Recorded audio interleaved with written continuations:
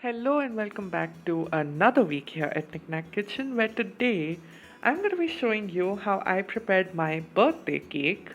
This is a salted caramel cake with a brown butter vanilla base. Now, right off the bat, I just want to mention very quickly this was the first time that I made a cake using brown butter and the first time that I made a Swiss meringue buttercream, but all of these experiments worked quite wonderfully, and accordingly, I'm very happy to share this recipe with you. So, without wasting any more time, let's just dive into this video and see how we make this.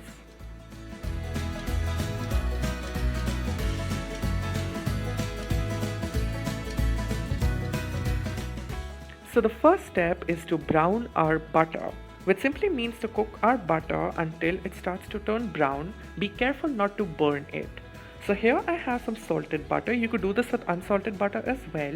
And we're just going to cook this. You'll notice a lot of foam. Just keep stirring this to ensure that the butter does not burn. So as you can see, the butter has started to turn brown. It's not too dark, but we're going to stop stirring at this point and transfer this to a heat-proof bowl. The butter, since it's still hot, will keep cooking a little bit more. And as you can see, the color's gotten a little darker, but it's the perfect shade of brown.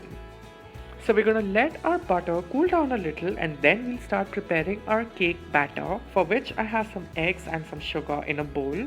I like to use both brown and white sugar, but you can use either. And once it's combined, we're going to go ahead and add our cooled brown butter. If you add hot butter to this mixture, it will start cooking the eggs, so be careful about that. And once we've mixed in our butter, we're going to go ahead and add some vanilla extract for flavor. And once that has been stirred in, the last of the wet ingredients include some yogurt and some milk.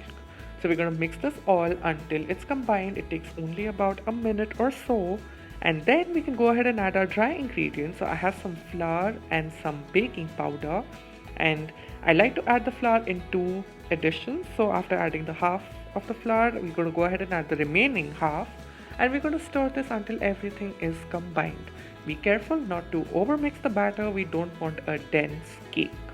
As you can see, the batter is pretty loose, but that's just how it's meant to be. So do not worry about that. And this is the consistency of our cake batter. So we're going to transfer this to two 6-inch pans. We're going to tap that on the countertop just a couple of times to get rid of air bubbles. And once it's baked, this is how the cake is supposed to look. So we're going to prepare one more layer of cake. The details would be in the description box below.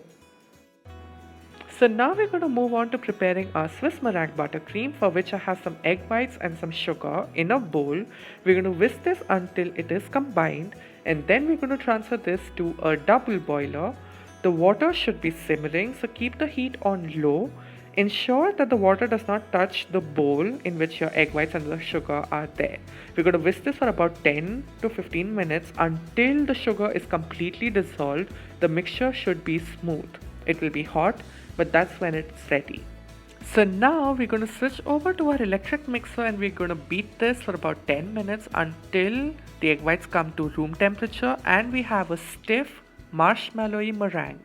To test, we're going to invert the bowl. Nothing fell off. Our meringue is ready. And at that point, we're going to go ahead and add our butter. Now, to make the perfect Swiss meringue buttercream, we need to add 1 tablespoon of butter at a time. Don't add too much of the butter at one go. Your meringue will start to turn soupy, and we don't want that. In case that does happen, you just need to put this in the fridge for about 10 minutes and you should be good to go. So once we've added the final bit of butter, we're going to beat that in as well, and we'll have the silkiest Swiss meringue buttercream. And now we're going to flavor this with some salted caramel. This is my homemade salted caramel. I'm going to link this in the description box below. It's absolutely delicious. So once that has been whisked in as well, our caramel buttercream is ready. It's super silky, super smooth, and absolutely delicious. It's even ready to frost our cakes, so we're just going to set this aside and start assembling our cakes. Now I have evened out our cake layers. If there's a dome on the top, just slice it off, and that's all you need to do. And then we're going to pipe a layer of the Swiss meringue buttercream and smoothen it out completely. So once our buttercream has been smoothened, we're going to go ahead and add some salted caramel in between our cake layers. So you can squeeze this using a squeeze bottle, or you can pipe this, or you can just dollop some spoonfuls as well. Whatever you choose to do is going to be absolutely fine. And then we're going to repeat the process once again. So I am going to put a layer of buttercream, and then once that has been smoothened out completely, we're going to go ahead and add a little more of the salted caramel. And once that has been done, we're going to add our final layer of cake, and we're going to first let this sit in the fridge for about 30 to 35 minutes just to firm up a little before we start frosting the sides. So I am just going to dollop the icing on the sides, then use a cake scraper to smoothen it. And I have mentioned this just about every cake video that I make. I'm not an expert, so you should not rely on me for cake decorating tips. It's not my forte. I'm not even good at it. Half the times all I do is sit and pray that it comes out smoothly. So once all of the buttercream has been put on the cake, we're going to make a drip. And now to make the drip, all I did was first add some spoonfuls of the caramel into the center of the cake. And now for the edges and to make our drips, I'm using my squeeze bottle. Now a salted caramel is a lot runnier than something like a ganache, so you need to be careful. And initially I piped some very tiny dollops, and first you're going to let this fall off the edges just to see how it goes. And then as and where you need some more of the caramel, you can add a little more and adjust accordingly. Now once our drip is done, I'm just piping a little bit of the buttercream on the edges, on the base of my cake board, just to make it look a little more presentable. And finally we're going to pipe some dollops of the Swiss meringue buttercream on the top as well. Now I did not film the caramel decorations, mostly because it was an experiment which I wasn't even sure I was going to pull off. But if you're interested, then you'll find some amazing tutorials on YouTube. Do check them out.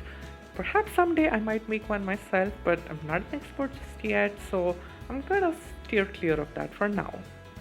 But with that being said, I definitely urge you to try this cake recipe. It's absolutely impeccable, and so is the buttercream. And with that, here you have my salted caramel cake. It was for my 23rd birthday, and it came out way better than I expected it to, and I really hope that you give this cake a try. Now since I could not cut the cake in front of the camera, I just wanted to show you what it looked like on the inside, and here you can see the beautiful layers of cake and buttercream. It was absolute perfection. With that being said, I hope you enjoyed this video, and if you did, then please do give a like, do share and subscribe to the channel if you haven't already. And as always, thank you so very much for watching, and I'm gonna see you next week.